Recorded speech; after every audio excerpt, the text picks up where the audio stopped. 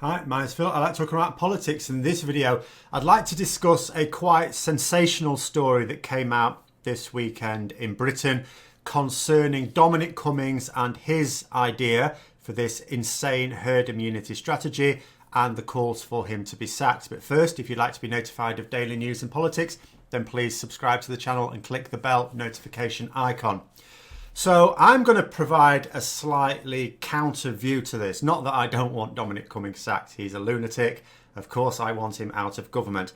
But in actual fact, the reasons, which I'm going to go over in a minute, that people are calling for Dominic Cummings to be sacked suggest to me, or at least makes me wonder, to what extent people have read the overall article. Now, the article I'm alluding to here is in the Times, and it talks about the 10 days that switched the government's position from the insane let's infect the whole country to actually we really don't want to do that, and it centres around Dominic Cummings. Now I will, for once, I don't usually do this, put a link to the article down below. Now the reason I don't normally do it, if I've referenced something it's easy to Google, I'll just let you get on with it, but I do sort of want people to read this full article for themselves. Usually when I put a link to something like this in, people will say, oh, it's behind a paywall, I can't read it. Yes, it's a newspaper, it's behind a paywall, as most of them are. However, with the Times, I seem to remember that if you're not a subscriber, you can sign up to get 2 free articles a month. I would use this as what I would sign up and use this as one of them. It is very eye-opening, but I am going to focus on a small part of it, not as small a part as other people have been. So, this is from people who've attended various meetings. One thing that comes out of all of this is that ministers, although I talk about the fact that our government they've had 2 months to plan for the social distancing that we should have already put in place and that we're only slowly coming around to now, they weren't planning for it. That they were discussing it, but they weren't planning for it. And it concerns a little bit the article here. It says, at a private engagement at the end of February, Cumings outlined the government's strategy. Those present say it was herd immunity, protect the economy, and if that means some pensioners die, too bad. It is on that basis that people are calling for Dominic Cummings to be sacked. Now, that's a good enough basis.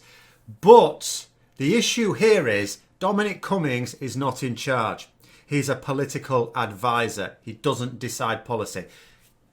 In practice, he is deciding policy, as is shown here. But what I want to do is to focus on something else here. So first of all, this is the bit that caused the government to massively change its mind. Again, we don't need to have any sort of leaks of what happened at a private meeting. We sort of guessed this anyway, but I'll go through it. It says, at the Sage meeting on March the 12th, a moment now dubbed the Domocene conversion, Cummings changed his mind. In this penny drop moment, he realised he had helped set a course for catastrophe. Until this point, the rise in British infections had been below the European average. Now they were above it and on course to emulate Italy. In actual fact, we're on course to exceed Italy, quite frankly. So a minister said, and this is a quote, seeing what was happening in Italy was the galvanising force across government. By Friday, March the 13th, Cummings had become the most outspoken advocate of a tough crackdown. Dominic himself had had a conversion. A senior Tory said, he's gone from herd immunity and let the old people die, and we mustn't forget that later on, but that's another video, to let's shut down the country and the economy. But I don't want to read the whole thing, but I want to do is focus on this little bit here, and this is the bit I want to really get to. So it says Johnson had been queasy about the previous original approach. And the quote is, Boris hated the language of herd immunity because it implied that it was okay for people to die, which is very much the message they were giving. A senior source said, Matt Hancock, the health secretary, Matt hated the language because it implied we had given up. You've got to fight. Now, I want people to very carefully consider what this is saying. Boris Johnson, the Prime Minister, and Matt Hancock, the Health Secretary, did not want to go down that herd immunity route. They wanted the crackdown.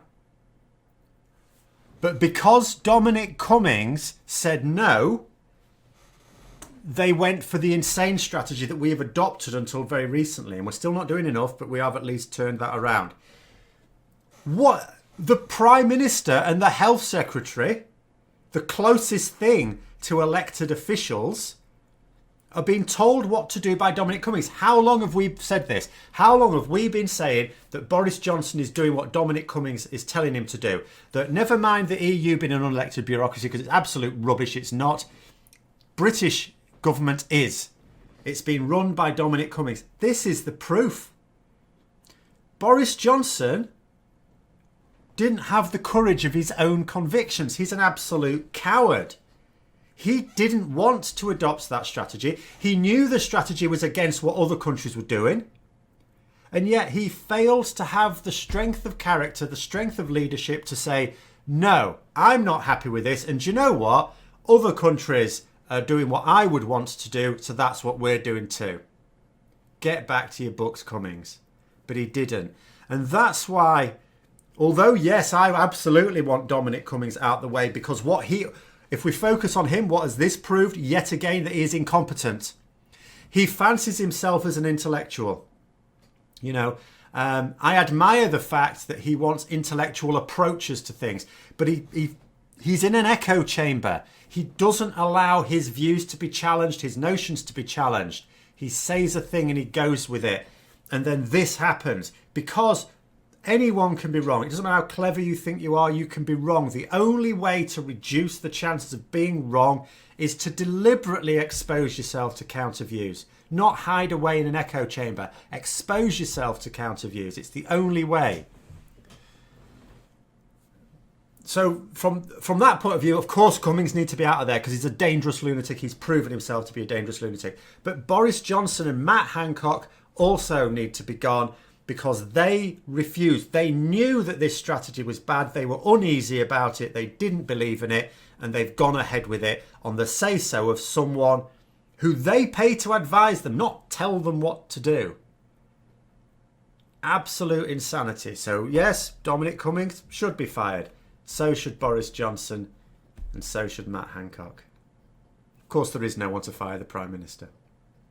But anyway, those are my thoughts on it. Let me know yours in the comments below. Hope you found the video interesting. If you did, don't forget to click the like button. And if you'd like to support the channel further, then please click the Patreon link for details. And until next time, I'll see you later.